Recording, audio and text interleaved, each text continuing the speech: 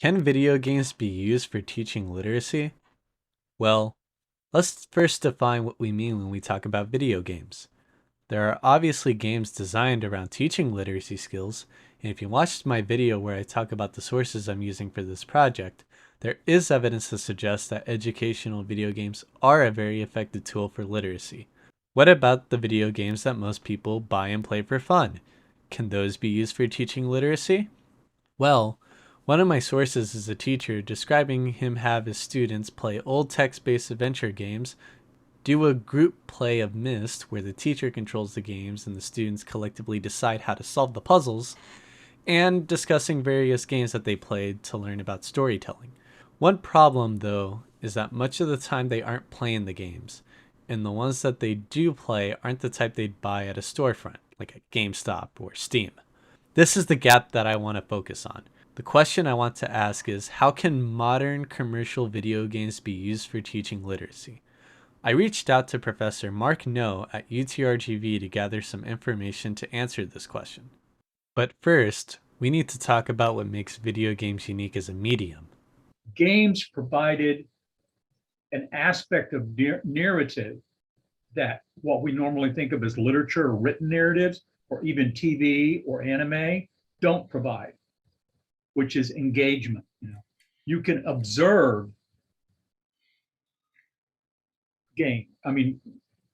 stories. You can observe as you're reading, you're basically an observer. If you're watching an anime, you're basically an observer. But if you're playing a game, you're a participant. And from my perspective, that's a critical part of writing, because anytime I write something, I want the reader to come over and participate in that with me. So I want to think about the writer as somebody I'm participating with, I'm engaged with. And working through game theory allows me to do that. So, the idea of turning the learning experience into a video game would have students engage with the material as they learn it, making students view learning as them getting better at a skill, and making them learn to treat learning as a game to keep getting better at. It's a really, really rich field, okay?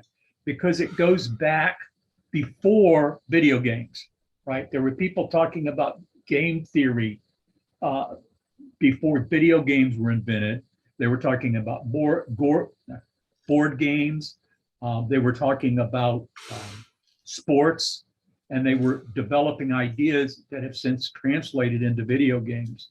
One of the things that I was actually working on today on a journal article that I'm working on that's supposed to go into an anthology on using games in teaching writing. Unfortunately, that anthology probably won't go to print for 6 months to a year, so it won't be any good for you for this particular class. But one of the things I was looking at is the difference between what another writer calls open and closed games. And the difference is, in a closed game, you end it. You come to an end. Right? The game's over. In chess, once you take your opponent's king, the game is over. Right? There are some games, he argues, that never end, even though events that we call games might be. If you're a golfer, golfing, is a way of life, and it never ends.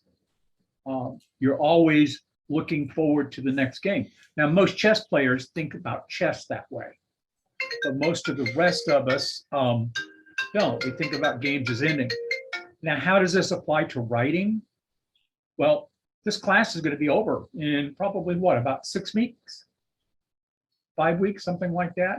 Right. So if we think about writing as something that we do in a class that it ends, I'm done. It's one kind of game. But if we think about it as a never-ending game, it's a lifelong achievement. I feel most people that avidly play multiplayer games feel the same way. People like becoming better at something they enjoy doing. It's why multiplayer games continue to have the most concurrent players on Steam, and why competitive esports has been growing so much in popularity and will likely continue to do so. Me and my friends don't stop playing Super Smash Bros. Ultimate after the first match. We keep playing because it's fun to play the game as we both improve at it. I could say that video games helped instill that mindset in me when it comes to the things that I enjoy learning about. In my calculus classes, I approach each math problem given to me as a puzzle with a solution, and the problem solving techniques that I learn in class as the tools for me to solve this problem. As a computer science major, I feel like software engineers must think in this way to solve problems. I know I do. So, if video games and using game design principles greatly improve the learning experience, why don't we see video games used in a way similar to how books and films are used as often? Or to rephrase the question, why aren't we seeing classrooms full of students playing and discussing the themes of games like Deus Ex and Metal Gear Solid 2 Sons of Liberty? Well, even if every teacher was supportive of using commercial games and having students play them, there are logistical challenges that get in the way of that. Games are often built to run on specific hardware, and often that hardware goes obsolete and becomes harder to repair over time. It could also become expensive to obtain to begin with. These things make certain games inaccessible for a lot of people. Emulation is an obvious solution to this problem. However, to legally emulate a game, you must dump your own copy of the game, and the copy must only be used by one person at a time. At least that's what's currently the legal precedent. Here's a video by Neryl that goes in more depth if you want to learn more about the legality of emulation. But basically, a school would have to have many physical copies of a specific game, and only one student can be using each copy at a time, even if each file that contains the whole game is functionally the same. As for more modern games, it would be unfair to expect that the student has the hardware to run them, given how demanding they are to run to begin with. That doesn't mean commercial games don't teach literacy. As Dr. No was talking about conferences that are held relating to game-based education, he began to talk about specialized language being a barrier between him and experts in the biology department. And I brought up how video game communities also form their own specialized language. When you learn the mechanics of a video game, say a game like Super Smash Bros., you're learning a language that can only be understood by people within that community. No wave dashing, no L canceling, no ledge grabbing, no T-sync, no chain grabs, no fucking ice climbers! Friendly reminder that this isn't a real Smash game. We're just playing a casualized version of Brawl, which was the dumbed down Melee.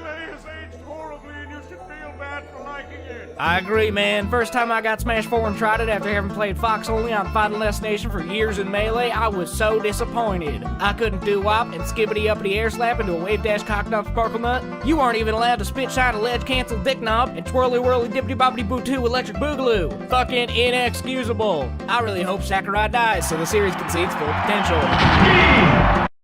Experts in academic fields do the same thing. If I were to start talking about programming the same way I would to another software engineer, a person that doesn't know anything about programming would not know what I'm saying. Yeah. And that's one of the things that makes video games so useful as an educational tool, is because they teach you stuff without you noticing that they're teaching it to you, because you're learning it through that participatory, and you're actually embedding yourself into that culture. And if you want to learn, for instance, you want to learn Greek history, you can go read a bunch of books, or you can go play. What's the name of the game? I can't even think of it. I'm trying to give you an example. I can't think of the name of it. You can go play some of those games that I think Assassin's Creed. Play the one that the Greek history one. Odyssey. Yeah, Odyssey. And there you look at the background research material that they put into that game. And they put in, there's enough background research material that's available for you if you go in and play the game that would fill up a textbook about Greek history. And that's one of the other things that games do for you, that education, that, well, let me put it this way, games do very well. That education, when it does it entirely by accident, and consequently doesn't do it often enough. Games get you hooked. So I conclude that commercial video games can help teach literacy even if it's only outside of the classroom. And Dr. No would agree that they're also capable of teaching many other subjects. You probably met students, and you know, and I was one of them once. That's why I'm a college professor today, because I got hooked on writing. I got obsessed with it. That's all I wanted to do, even today, right? I spend most of my mornings in a coffee shop on my computer writing. If I won $100 million in the lottery, which I won't because I never buy a lottery ticket. But if I did, you know what I'd be doing tomorrow morning? You'd be writing? I'd be sitting in a coffee shop writing, because that's what obsesses me. That's what I want to do with my time. And that's one of the reasons I don't play games much anymore, because I'd rather write than do anything else. And you see people, I see students that happens. They become obsessed. This is what I want to do. And that's the difference between games and education, is all too often we think about education as learning. It's not about learning, it's about doing.